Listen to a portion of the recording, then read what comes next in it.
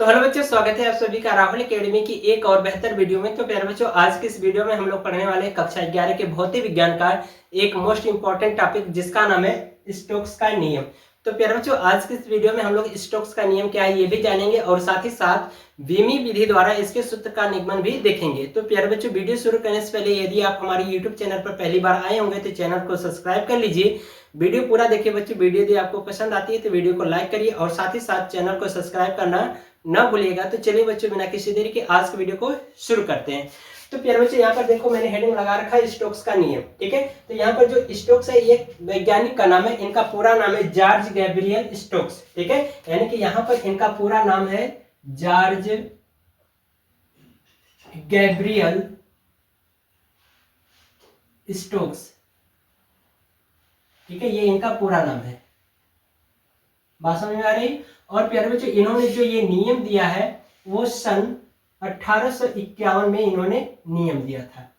ठीक है, इन्होंने नियम क्या दिया इसको समझ लेते हैं। सबसे पहले प्यारे बच्चों, इन्होंने यह नियम बताया कि जब कोई गोलाकार छोटी वस्तु किसी द्रव में एक समान रूप से गति करती है तो उस वस्तु के ऊपर क्या होता है, एक श्यान बल कार्य करता है जो निम्न कारकों पर निर्भर करता है। यह बल किस पर निर्भर करता है? द्रव की श्यानता गुणांक ईटा पर निर्भर करता है, जिसको हम कह सकते हैं कि जो श्यान बल है द्रव की श्यानता गुणांक ईटा के समानुपाती होता है या अनुक्रमानुपाती होता है, तथा साथ ही साथ उस गोलाकार वस्तु की त्रिज्या के अनुक्रमानुपाती होता है। और उसमें जो उसका वेग है जिसको हम लोग सीमांत वेग के नाम से भी जानते हैं, तो उसके भी क्या होता है, अनुक्रमानुपाती होता है, अर्थात उसके वेग पर भी क्या करता है, निर्भर करता है। बात समझ में आ रही। आइए इसको हम लोग चित्र के माध्यम से सबसे पहले समझ लेते हैं। ठीक है, तो प्यारे बच्चों मान लेते हैं कि हमारे पास कोई यह एक श्यान द्रव है। ठीक है, इस तरह से इसका चित्र बना करके लिखेंगे। ठीक है,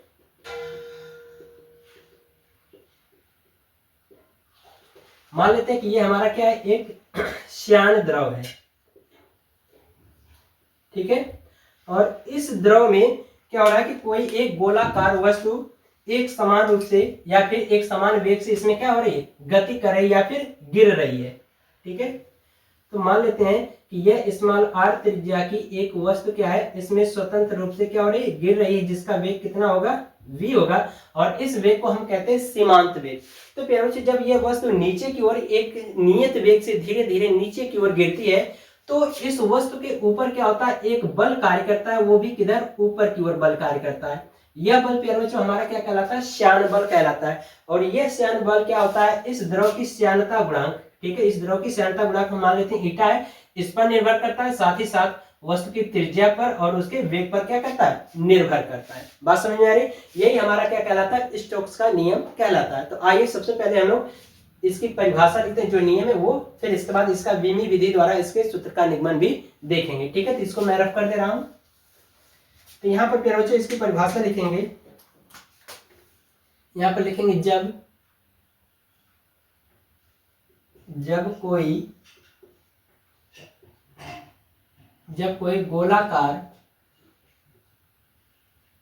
कोई गोलाकार छोटी वस्तु किसी श्यान द्रव में गति कर रही है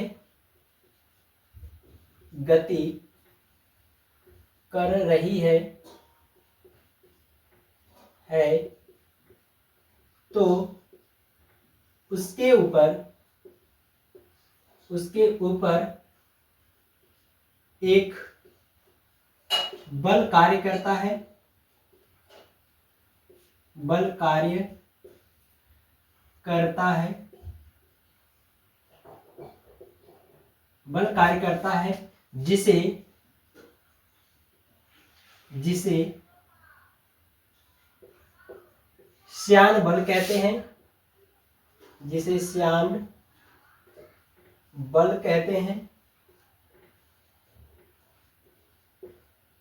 जिसे श्यान बल कहते हैं, यह बल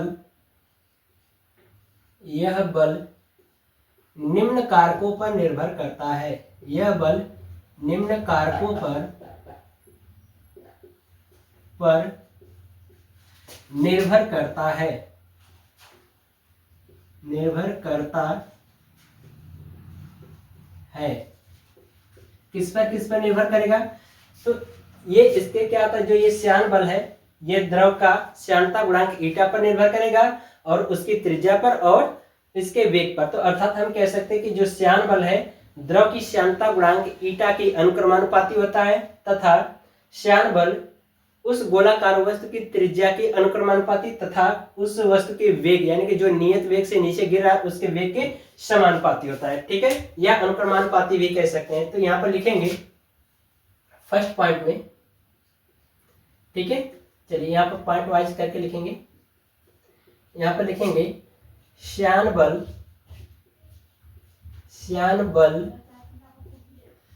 द्रव की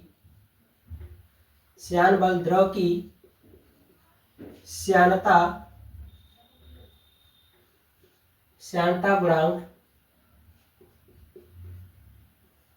ईटा के अनुक्रमानुपाती होता है,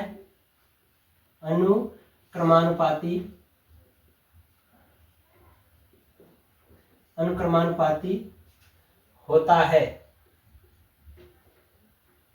देखिए, यानी कि जो श्यान बल है द्रव की श्यानता गुणांक ईटा के अनुक्रमानुपाती होता है। अर्थात हम इसको लिख सकते हैं प्यारे बच्चों कुछ इस तरह से, F अनुक्रमानुपाती द्रव की श्यानता गुणांक हमने क्या मान रखा है, ईटा, तो ये हो जाएगा ईटा। इसको मान लेंगे समीकरण नंबर 1। ठीक है, इसको आप इस तरह से बॉक्स में बंद कर दो। ठीक है, दूसरी पॉइंट इसका लिखेंगे, गोलाकार वस्तु की त्रिज्या के अनुक्रमानुपाती होता है। तो यहाँ पर लिखेंगे श्यान बल या श्यानता बल भी कह सकते हैं, कोई दिक्कत नहीं। ठीक है, श्यान बल गोलाकार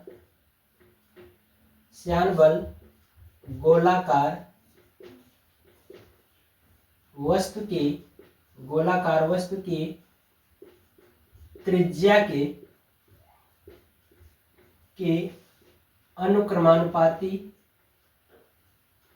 अनुक्रमानुपाती होती है या होता है। ये हो जाएगा। तो दूसरा नियम ये हो जाएगा, तो इसको लिख सकते हैं F समानुपाती R। ठीक है, ये दूसरा नियम हो जाएगा, इसको मान लो समीकरण नंबर 2। तीसरा हो जाएगा उस वस्तु के वेग के अनुक्रमानुपाती होता है। तो यहाँ पर लिखेंगे तीसरी पॉइंट, श्यान बल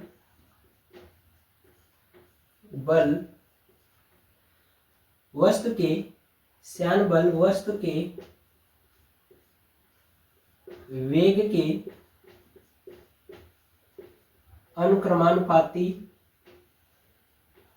अनुक्रमानुपाती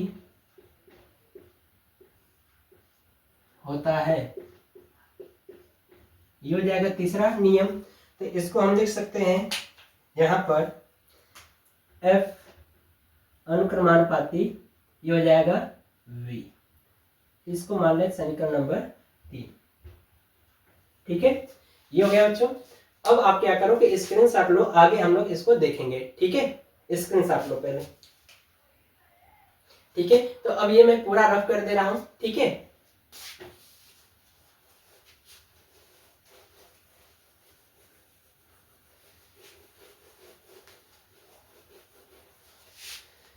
ठीक है बच्चों। तो अब हम लोग क्या करेंगे, जो 3 समीकरण बने थे तीनों समीकरणों को मिला देंगे। ठीक है, तो यहाँ पे लिखेंगे समीकरण 1, 2 व 3 से। ठीक है, यहाँ पर लिखेंगे समीकरण 1, समीकरण 2 तथा समीकरण 3 को मिलाने पर या संयुक्त करने पर लिख सकते हो, मिलाने पर। ठीक है, तो यहाँ पर मिला देंगे प्यारे बच्चों। तो ये आपका बन जाएगा F समानुपाती ईटा R V। ये हो जाएगा। जब यहाँ से प्यारे बच्चों समानुपाती हटाते हैं चिन्ह, तो यहाँ पर क्या होता है, एक कांस्टेंट जुड़ जाता है। ठीक है, तो वो क्या हो जाएगा, यहाँ पर हो जाएगा आपका F बराबर 6 पाई ईटा आर वी। ठीक है, यही हमारा क्या कहलाता है, यह हमारा कहलाता है स्टोक्स का नियम का फार्मूला। ठीक है, यहाँ पर पाई यानी 6 पाई क्या है, यहाँ पर एक नियतांक जिसे हम लोग स्टोक्स नियतांक कहते हैं। तो यहाँ पर लिख देंगे जहां जहां 6 पाई एक नियतांक है,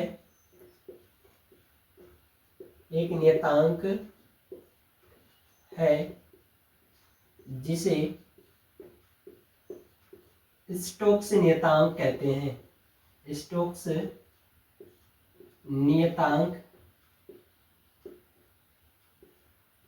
कहते हैं। ठीक है, इसको नोट कर लीजिए। तो अब प्यारे बच्चों ये हमारा क्या है, देख रहे हो कि हमें स्टोक्स के नियम का फार्मूला मिल गया। अब इसी फार्मूले को हम क्या करेंगे, बीमीय विधि द्वारा इसका निगमन करेंगे। ठीक है, तो इतना नोट कर लीजिए। अब हम लोग यहाँ पर हेडिंग लगाएंगे उत्पत्ति, यानी इसको हम लोग प्रूफ करके बीमीय विधि द्वारा भी देखेंगे। ठीक है, पेपर में आपको बड़े नंबर में पूछा जाता है। ठीक है, तो इसको आप नोट कर लो, पहले नोट कर लिया। चलो इसको अब क्या कर रहा हूं, मैं पूरा रफ कर दे रहा हूं। ठीक है, अब हम लोग क्या करेंगे, यहाँ पर बीमीय विधि द्वारा इसका सूत्र का निगमन देखेंगे। ठीक है,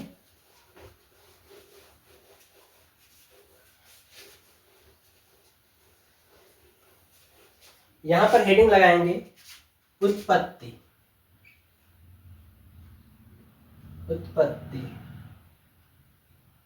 ठीक है, तो प्यारे बच्चों यहाँ पर बताया गया कि जो श्यान बल F है वो क्या है, द्रव के श्यानता गुणांक ईटा और उसके त्रिज्या और वेग पर क्या करता है, निर्भर करता है। ठीक है, तो यहां पर हम लोग लिख सकते हैं कि माना F समानुपाती ईटा आर वी। ठीक है, और इनके ऊपर घात लगा देते हैं A B C, ये हमने मान लिया। तो अब प्यारे बच्चों हम क्या करेंगे, यहां से समानुपाती का चिन्ह हटाएंगे या अनुक्रमानुपाती का, तो यहाँ पर एक कांस्टेंट जुड़ जाएगा, तो वो हो जाएगा आपका F बराबर K। ठीक है, ईटा के पावर A, R के पावर B और V के पावर C, ये हो जाएगा। तो अब हम क्या करेंगे, दोनों तरफ इनकी बीमा ले लेंगे। तो यहाँ पर लिखेंगे दोनों तरफ बीमा लेने पर, दोनों तरफ इनकी बीमा ले लीजिए। तो यहाँ पर F क्या है, बल है, तो बल की बीमा सूत्र होता है mLT के पावर -2।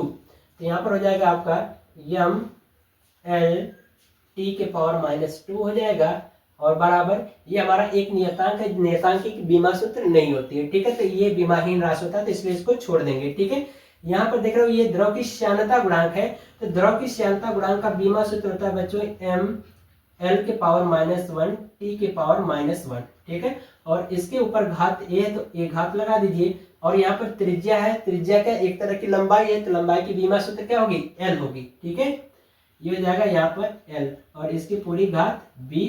और यहाँ पर वेग है, तो वेग का बीमा सूत्र होता है LT के पावर -1 और इसकी पूरी घात क्या हो जाएगी, C हो जाएगी। ठीक है, अब प्यारे बच्चों हम क्या करते हैं, इनकी जो घातें लिखी गई हैं ना, इनके अंदर गुणा करा देते हैं, A का इसके अंदर, B का इनके अंदर और C का इसके अंदर। ठीक है, गुणा करा दीजिए, ये हो जाएगा आपका m के पावर A, यहाँ पर कुछ घात नहीं होती तो एक मानते हैं, तो एक का गुणा इसमें कराएंगे तो ये हो जाएगा, तो ये हो जाएगा m के पावर A, L के पावर -A और T के पावर -A हो जाएगा। ठीक है, और ये हो जाएगा आपका L के पावर B और यहाँ पर हो जाएगा L के पावर C और T के पावर -C। अब बच्चों हम क्या करेंगे कि m का m में, L का L के साथ और T का T के साथ गुणा करा देंगे। तो फिर बच्चे जब गुणा कराते हैं, जब आधार समान होता है तो घातें आपस में क्या हो जाती हैं, जुड़ जाती हैं। तो इनका गुणा कराइए तो m का कोई पद नहीं है, तो ऐसे ही नोट कर लो। ठीक है, यहाँ पर नोट कर देंगे m के पावर A। यहाँ पर देखो L है, तो यहाँ पर भी L है, यहाँ पर L है, तो इनका जब गुणा कराएंगे देख रहे हो कि आधार समान है तो घातें जुड़ जाएंगे, तो हो जाएगा L के पावर -A प्लस B और -C। ठीक है, ये हो जाएगा आपका -C। अब इसके बाद बच्चों यहाँ पर माइनस नहीं प्लस होगा। ठीक है, बात समझ आ रही, ये हो जाएगा। अब इसके बाद यहाँ पर देखो ये हो जाएगा। अब टी का टी के साथ गुणा कराएंगे तो ये देखो आपका टी के पावर माइनस ए है और यहाँ पर टी के पावर माइनस सी है, तो ये हो जाएगा टी के पावर माइनस ए और माइनस सी, ये हो जाएगा। बात समझ में आ रही है। और यहाँ पर हम क्या करेंगे, ये वाला जो लिखा गया इसको नोट कर लेंगे, ये हो जाएगा आपका एम एल के पावर एम एल टी के पावर माइनस 2, ये हो जाएगा। बात समझ में आ रही है। तो अब हम क्या करेंगे, इनकी घातों की तुलना कर देंगे। ठीक है, हमें क्या करना होगा, घात की तुलना करना होगा। तो यहाँ पर घात की तुलना कर दीजिए, तो लिखेंगे घातों की तुलना करने पर, लिखेंगे घातों की तुलना करने पर। ठीक है, घात की तुलना कर दीजिए। तो यहाँ पर आप देख सकते हो ये m के पावर a है, यहाँ पर m के पावर कुछ नहीं है तो 1 माना जाता है। तो इसका मतलब ये हुआ कि यहाँ पर m की घात यानी a की घात कितनी, यानी a का मान कितना हो जाएगा, 1 हो जाएगा। तो ये हो जाएगा आपका यहाँ पर हो जाएगा a बराबर 1, ये मान मिल गया हमें। ठीक है, अब इसके बाद हम लोग क्या करते हैं कि इनकी तुलना कर लेते हैं। तो यहाँ पर देखो l के पावर कुछ नहीं तो 1 मानते हैं, यहाँ पर l के पावर इतना है, तो इसका मतलब ये पूरी घात किसके बराबर होगा, 1 घात के बराबर होगा। ठीक है, तो इधर आगे देखेंगे हम लोग। ठीक है, तो यहाँ पर हम लोग लिख सकते हैं माइनस ए प्लस बी प्लस सी बराबर 2, तो हो जाएगा माइनस ए प्लस बी माइनस ए प्लस बी प्लस सी बराबर यहाँ पर हो जाएगा आपका कितना, 1 हो जाएगा। ठीक है, इसको मान लेते हैं समीकरण कुछ, मान लीजिए 1। ठीक है, और ये जो टेम्परेचर समीकरण प्राप्त हुआ है इसको हम मान लेते हैं समीकरण ए, अलग समीकरण मान लेते हैं। ठीक है, फाइनली जो मान ए बी सी का निकल के आएगा यहीं पर रख देंगे तो फार्मूला का डेरिवेशन हो जाएगा। ठीक है, अब इसके बाद यहाँ से इनकी तुलना कर दीजिए, तो यहाँ पर हो जाएगा आपका माइनस ए माइनस सी बराबर यहाँ पर हो जाएगा कितना, 1 हो जाएगा, और यहाँ पर आपका ये आपका माइनस 2 हो जाएगा। ठीक है, माइनस 2, तो यहाँ से क्या करिए माइनस कॉमन ले लीजिए, तो हो जाएगा a प्लस सी बराबर माइनस 2। ठीक है, तो ये माइनस माइनस से यहाँ से कैंसिल आउट हो जाएगा, तो आपका बच जाएगा a प्लस सी बराबर 2। अब a का मान देखो हमें पता है कितना, 1 है, तो यहाँ पर 1 रख दीजिए, तो हो जाएगा 1 प्लस सी बराबर 2। तो यहाँ पर छांतर कर देंगे तो c का मान कितना मिल जाएगा, 1 मिल जाएगा। इसको इस तरह से बॉक्स में बंद कर देंगे। ठीक है, अब हम क्या करेंगे, a और c का मान ये जो समीकरण 1 बनाए इसमें रख देंगे। ठीक है, तो यहाँ पे लिखेंगे a तथा c का मान समीकरण 1 में रखने पर रख लीजिए यहाँ पर। तो a का मान यहाँ पर देखिए कितना 1 है और c का भी मान 1 है, तो यहाँ पर हो जाएगा आपका -1 प्लस b का मान यहाँ पर हमें पता है हो गया कितना, अब b का मान नहीं है पता है, इसको निकालना है। ठीक है, और ये हो जाएगा प्लस c का मान 1 बराबर 1। तो यहाँ से देखो ये -1 और ये यानी +1 और -1 कट जाएगा, तो b बराबर कितना मिल गया, 1। ठीक है, अब यही a, b और c का मान हम क्या करेंगे, समीकरण a में रख देंगे। ठीक है, तो यहाँ पर रख दीजिए, तो लिखेंगे यहाँ पर a, b तथा c का मान समीकरण a में रखने पर यहीं पर रख दीजिए। तो ये हो जाएगा आपका f बराबर k, यहाँ पर हो जाएगा ईटा के पावर 1 और r के पावर 1। ठीक है, क्योंकि b का मान 1 है, c का मान 1 है, a का मान 1 है, तो ये हो जाएगा 1 और b के पावर 1। तो यहाँ से इसको लिख सकते हैं f बराबर k ईटा r v। ठीक है, इतना हो गया। अब बच्चों आप क्या करिए कि इतना यहाँ से नोट कर लीजिए, थोड़ा सा इसको रब कर दे रहा हूं मैं। ठीक है, तो बस ज़्यादा नहीं, अब हो गया है डेरिवेशन, तो इसको मैं यहाँ से रफ कर दे रहा हूँ। ये हो गया। तो अब इसको हम क्या करेंगे, यहाँ से इसका मान होता है, इसको हटाएंगे तो यहाँ पर 6 पाई जुड़ जाएगा, तो यहाँ पर हो जाएगा F बराबर 6 पाई ईटा आर बी। यही हमारा क्या कहलाता है, स्टोक्स के नियम का फार्मूला कहलाता है। और ये देख रहे हो बीमी विधि द्वारा सिद्ध हो गया। यहाँ पर लिख देंगे, जहां लिखेंगे जहां के बराबर 6 पाई, और यहाँ पे लिख देंगे प्रयोगों द्वारा प्राप्त, ये ठीक है, प्रयोगों द्वारा प्राप्त है। ठीक है, ये क्लियर हो गया। अब ये इसको क्या करें, नोट कर लीजिए। तो प्यारे बच्चों, इस तरह से जो आज की जो हमारी टॉपिक है वो कंप्लीट होती है। आशा करते हैं आपको समझ में आया होगा। यदि प्यारे बच्चों थोड़ा सा भी डाउट होगा तो एक बार वीडियो को बैक करके पुनः देखिएगा, हर एक चीजें क्लियर हो जाएगी। बहुत ही सिंपल और इजी तरीके से मैं आपको बताया हूँ। ठीक है, तो प्यारे बच्चों यदि आपको वीडियो पसंद आई हो तो वीडियो को लाइक कर दीजिए और साथ ही साथ चैनल को सब्सक्राइब करना न भूलिए। मिलते हैं आपसे अगली वीडियो में, तब तक के लिए गुड बाय, थैंक यू, जय हिंद बच्चों।